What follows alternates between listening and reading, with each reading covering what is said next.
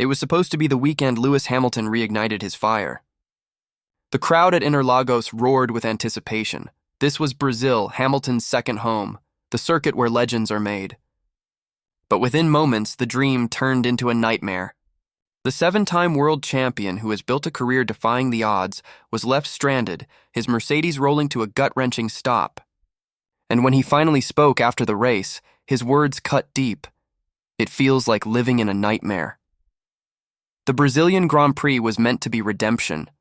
After months of struggling with performance issues and strategic blunders, Hamilton arrived in São Paulo with renewed hope.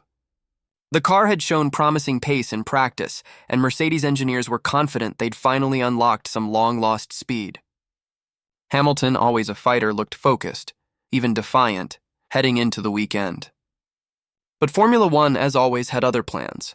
From the very start, things began to unravel. The first few laps were chaotic. Dust, tire smoke, and fierce battles through the Senna S. Hamilton was fighting hard for every inch, trying to close the gap to the Ferraris ahead.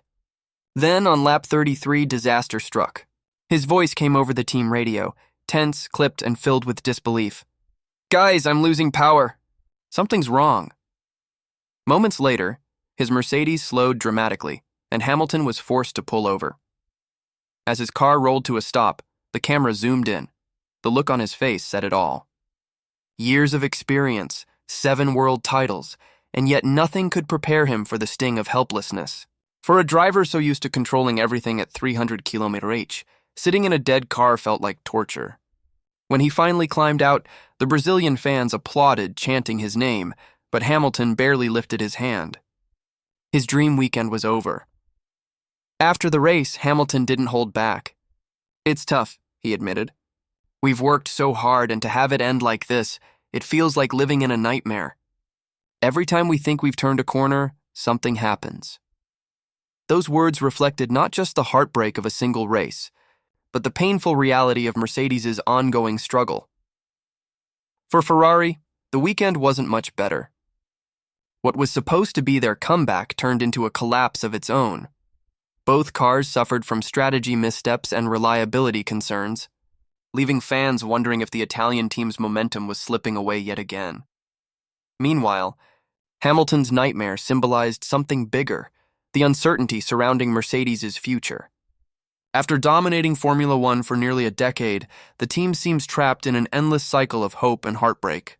Each upgrade promises a breakthrough, and each weekend ends in frustration. But if there's one thing we know about Lewis Hamilton, it's that he never stays down for long. Whether it's battling adversity on the track or speaking up off it, he has always turned pain into power. "We'll keep fighting," he said, his voice steady despite the disappointment. That's what this team does.